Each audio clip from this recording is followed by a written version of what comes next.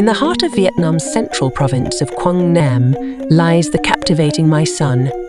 Embraced by a lush jungle valley and framed by towering mountains, this ancient site is gracefully positioned near the source of the Thu Bon River. As the river's currents flow past My Son and journey towards the South China Sea, the strategic placement of this cultural gem unfolds, weaving a narrative that merges the beauty of the landscape with the richness of history.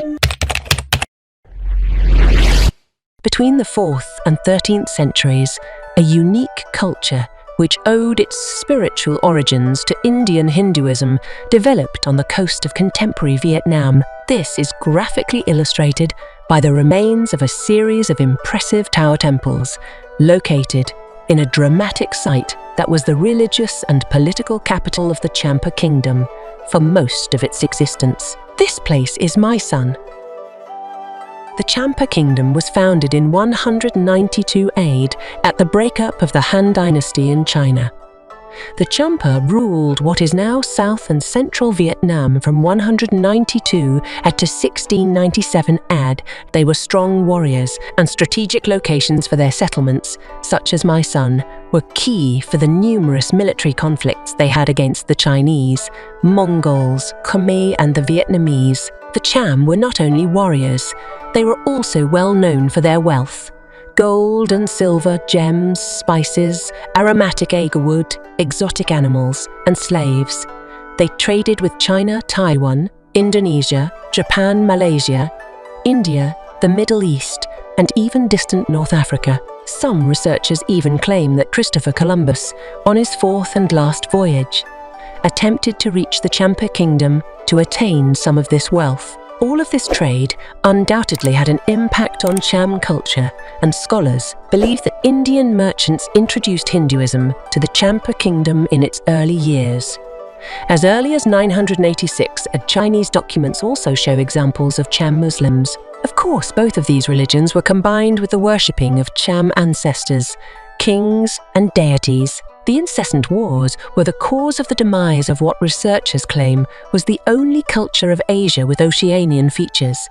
Despite the fall of the kingdom, ancient Cham art can still be found as inscriptions and sculpture at the temples My Son and others in Vietnam. The descendants of the Champa Kingdom, numbering 1 million people, live on the borders of Cambodia and Vietnam. Today they speak Cham or Cambodian. The Cham often live in villages of about 200 to 300 people. When the Champa Kingdom fell, the Cham who fled to Cambodia converted to Islam and are now called Balaman or Ute Sols. However, most Cham living in Vietnam are Hindu called Bani. In the year 1889, Camille Paris, a dedicated official of the French post office stationed in Vietnam, stumbled upon a remarkable revelation within the lush forests of Quang Nam.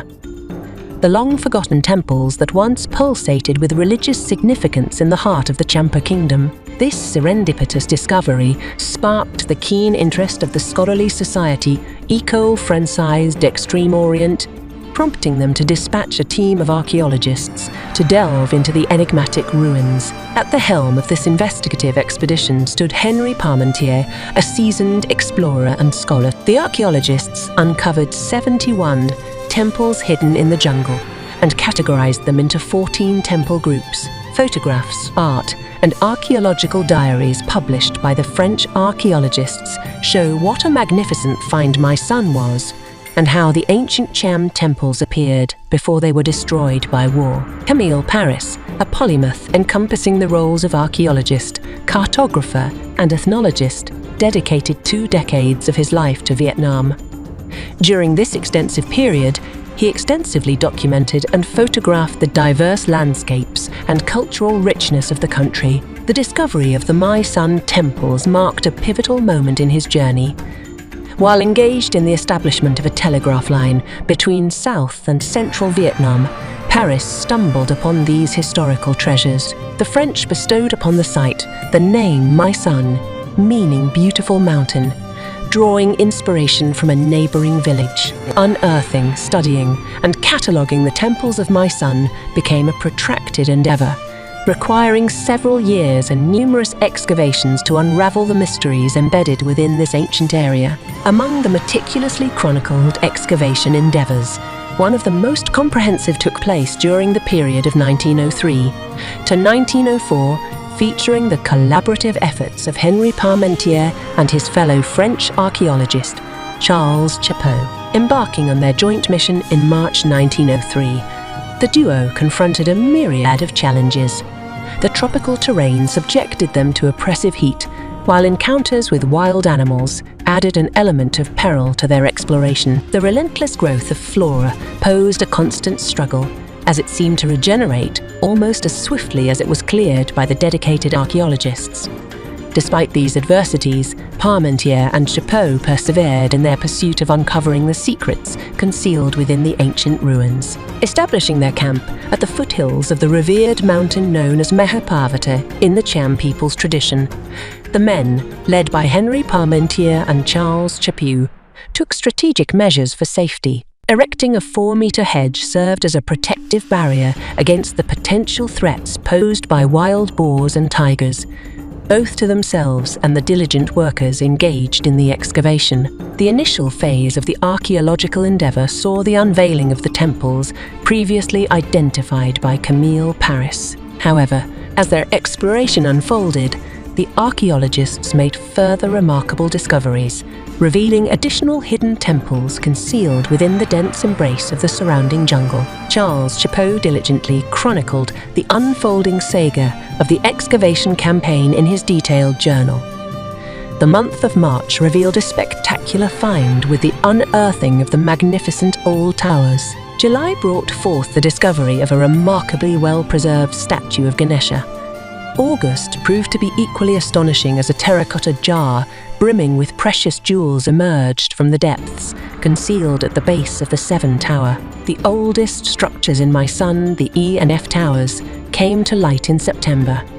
However, as the calendar turned to October 1903, a somber turn of events occurred with the onset of a gloomy storm season in Quang Nam, impeding the progress of the diligent workers. Finally, on February 7, 1904, the excavation site met its official closure, concluding a chapter of extraordinary discoveries and challenges in the pursuit of unraveling the secrets of my son. The Cham Museum of Sculpture in Da Nang became the showcase for many of the most precious statues unearthed from my son, allowing the public to marvel at the cultural treasures. The groundbreaking findings of the French archaeologists laid the foundation for the initial restoration efforts at my son, which commenced in 1937. This marked a pivotal moment in the ongoing endeavor to preserve and revive the ancient splendor of this remarkable archaeological site. In 1904, Henri Parmentier unveiled a comprehensive descriptive inventory of my son through the pages of the IFO Bulletin.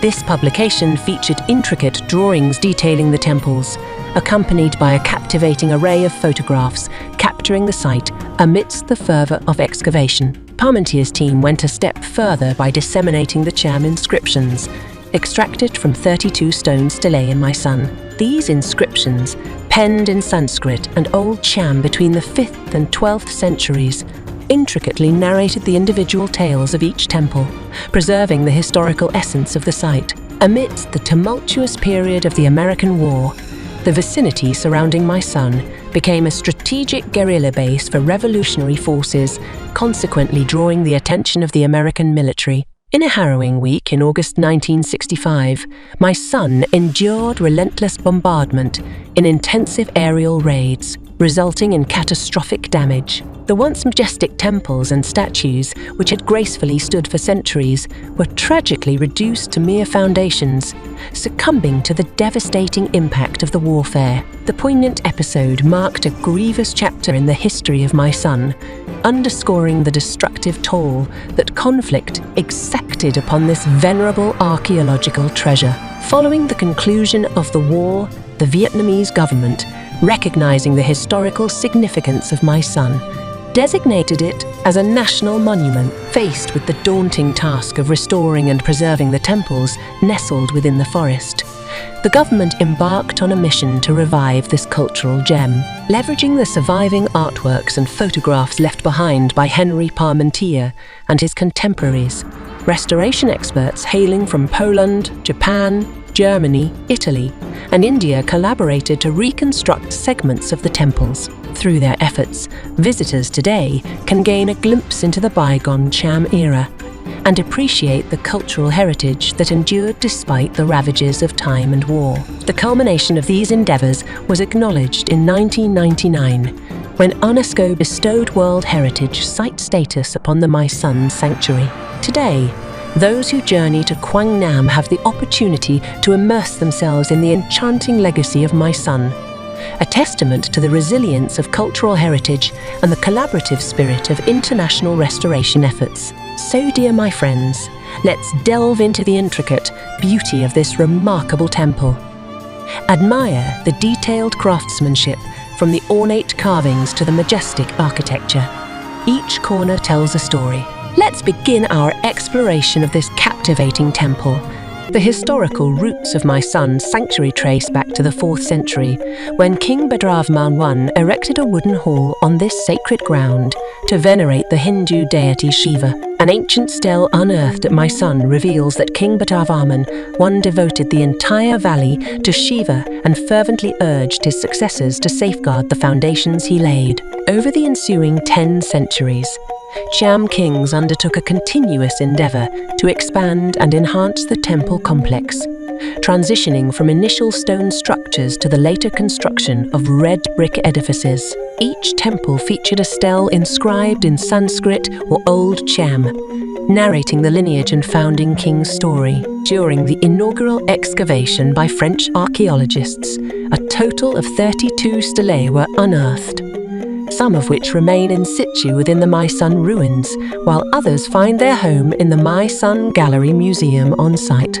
Amidst the enduring legacy of My Son, some temples have withstood the sands of time, offering glimpses into the rich architectural heritage. Guided by classic Hindu principles and geometric precision, each temple group faces the east and centers around a Kailan, a shrine housing the sacred Garbhagriha, accessible only to Brahmins or Hindu priests. Inside this sanctum, Linga Yoni, symbolizing Shiva and Shakti, attests to the profound spiritual significance. Adjacent to the Kailan stands the Kosagraha, also known as the firehouse, serving as the space where Brahmins cooked for altars and stored ceremonial items.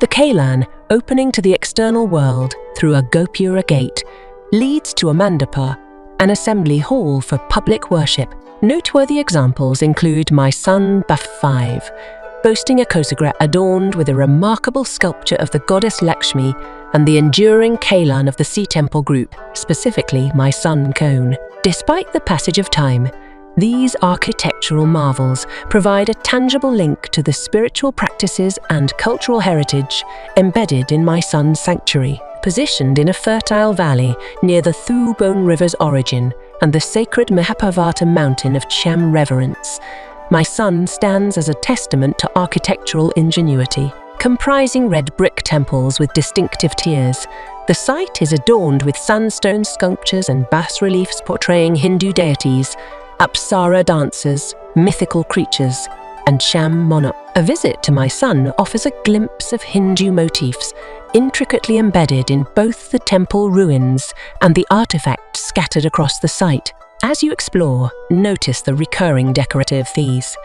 Flames symbolizing the duality of destruction and creation, lotus flowers representing the divine, trees serving as intermediaries bridging heaven and earth, and leaves embodying the journey to enlightenment through life's stages. Carved depictions feature Nagas, the serpent deities of the underworld, Kaila, the god presiding over time, and Makara, the Indian crocodile symbolizing the delicate balance between life and death. My Son's remnants tell a vivid tale of the profound Hindu influences etched into its sacred structures and artifacts.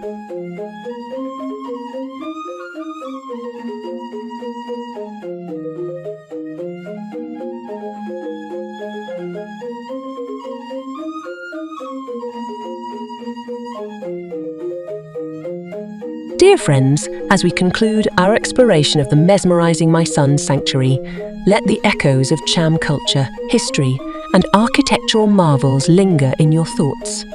The temples of Mystique, though bearing scars of time and war, stand as resilient witnesses to a rich past. For a more immersive experience, I encourage you to visit the Mystique Gallery, where detailed exhibits unravel the mysteries of the ancient Cham Empire and the intricate stories etched within the temple ruins. Thank you for joining this journey through time and culture.